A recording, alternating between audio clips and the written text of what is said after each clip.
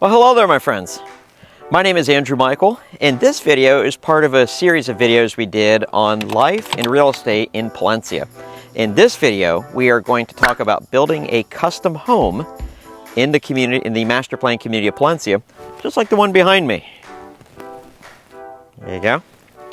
So we're going to talk about selecting a lot, working with the builder, picking, the type of neighborhood that you want within this community, and we're going to do all of that right now.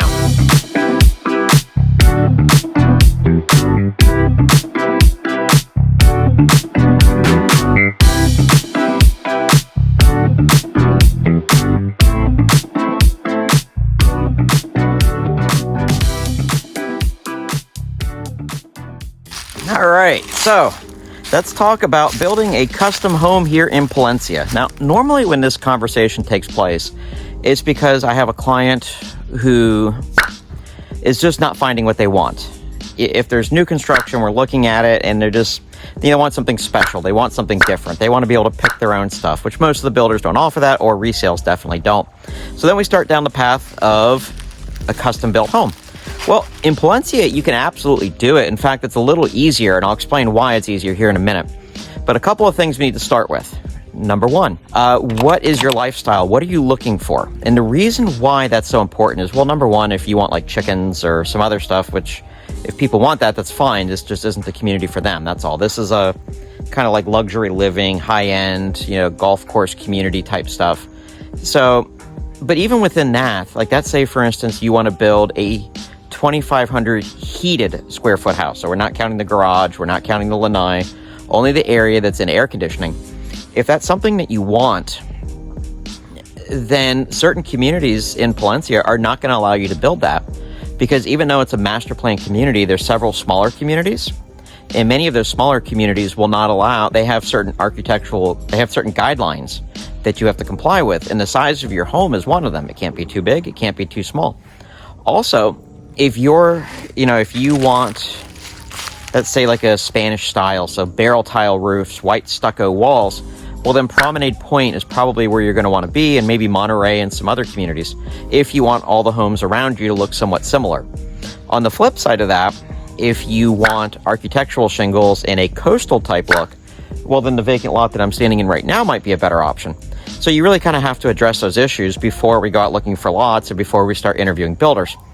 But once we figured that kind of thing out, the next step is, what is all of this going to cost? Now, I realize custom builders are just that. They're custom. But within that, most people, in my experience, most buyers who build a custom home will usually start with something the builder has built before as a starting point. And so what does that mean? And it's just easier, because when you go into their office, we go in with my buyers and we go in the office, it's like, well, how much is it going to cost? Well, I don't know. What do you want? Well, I don't know. What do you build? And it kind of goes back and forth. So it's just kind of easier when the buyer kind of articulates some of the things they're looking for, then the builder will often say, oh, well, we have a model, that's what that's called, or we built one of those for, the Jones family or somebody, and here is the basic footprint of that. So then you look at it and it's like, okay, well, we want bigger, smaller, whatever. But a lot of them will have models that they use. So if they use that model, it'll have a price on it. Now, keep in mind that price is only for the home itself. We're not talking about land yet, and we're not talking about upgrades. It'll have certain allowances for lighting and flooring and countertops and all that kind of good stuff. So that's a base price. So just to kind of help you get an idea, let's start with a base price of $600,000. Now, in my experience, very few people, when they build a custom home, will go with the allowances. So you can add 20 to 30%. You can add 20 to 30% to that $600,000 to come up with a realistic price. Now, when we're adding that 20 to 30%, we're not adding a swimming pool. We're not extending the garage. We're not doing anything like that.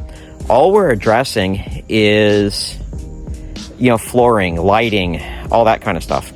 So take the $600,000. I would add 30% to it. And again, that's assuming you don't want to extend the garage or add a swimming pool. So let's say all that stuff is acceptable the way it comes. So then we need to talk about the land. Now, the builder is probably going to have allowances for lot improvement in that price. But again, it could be more, it could be less. It just depends. But a realistic price out the door for that $600,000 house with land, let's say you had a $400,000 lot, I would say you're going to be in the ballpark of about $1.2 million. Could be more, could be less. But I'm going to say for a home that a builder is telling you is $600,000, by the time you add your improvements, by the time you add the land into it, you're looking at a ballpark around $1.2 million. So that's one thing. So we need to figure out kind of what it is you want in a home and what that's going to cost. The next step is site selection. Now, when you're picking a lot, there's a couple of things to look at, and we've already talked about the lifestyle and the if there's an HOA and all that kind of stuff. But the next thing is, just because you have a lot like this lot that I'm standing on right now actually is available for sale, and it's right around 2 acres, which is huge for Palencia. But it doesn't mean you're not going to build a 2-acre house. So we have to figure out where on this lot do you want to build your house. So that's one thing. The next thing we need to figure out is elevation. So with this lot right here, let me show you. There's a drop from here to here where most of the homes around me are already built up. So I'm pretty much guessing you'd have to bring in some fill to bring this up. I don't know. I haven't seen an elevation certificate, but I'm going to guess you're going to have to bring in some dirt to bring it up out of the flood, above the floodplain, probably out of a flood zone too. So you're going to have to allow for that. So you're going to want to pick where on the lot do you want to build. That's one thing. The next thing is you need to worry about wetlands. Now, and again, let's say you're looking at a 1-acre lot, you're not going to build a 1-acre house. So you don't need the entire lot to be built, the entire 1 acre to be buildable. But what you do need is the area where you want to build the house and add your swimming pool and add all your other stuff. You want to make sure that area is buildable. So if there's wetlands on the property, you need to know, and you can't always tell with the naked eye. So you'll need a survey for that. The next thing is, are there any easements on the lot? I've seen some of them that have some pretty crazy stuff on it. So in theory, you got this big lot, but you've got a very small area you can build on. And you want to know all of that. You want to know, okay, you can put the house here, but you're not allowed to put a pool for whatever the reason. So you want to know all of that.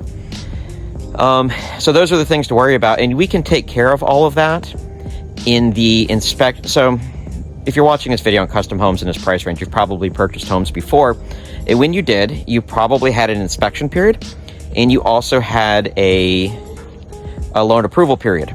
And so what that means is, let's say, even if you're signing an as-is contract here, typically you will have a time period to have the home inspected, like home inspectors, roof inspectors, HVAC, all that kind of good stuff, to make sure that the home is acceptable to you. If you want to break the contract during that inspection period in our market of Northeast Florida, now it's different in different parts of Florida, it's different in different parts of the country, but assuming that provision is written in the contract for a resale, it's normal to get your full binder deposit back from the seller. You don't have to pay them anything.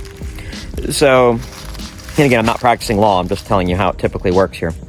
So you're going to want to have a similar contingency in the purchase contract for the vacant lot. You want to make sure that you can do your surveys. You're going to have time to do all of this stuff, 30 days, give or take.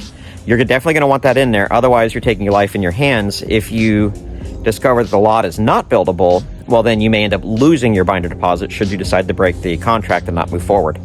So that's kind of how we structure the deal, just to make sure, because some stuff you're not going to know with the naked eye and you can't Google it and find out. You just have to. So we talked about all this stuff. The one thing we didn't talk about yet is then environmental surveys.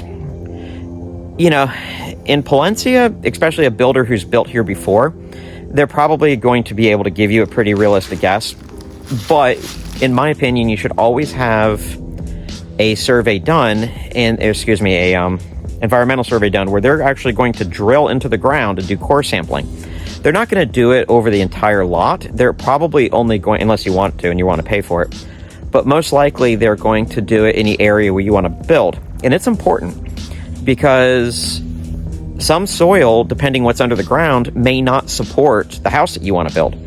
So you need to find out ahead of time if we can, and if we can't, can that be remedied, and if so, at what cost?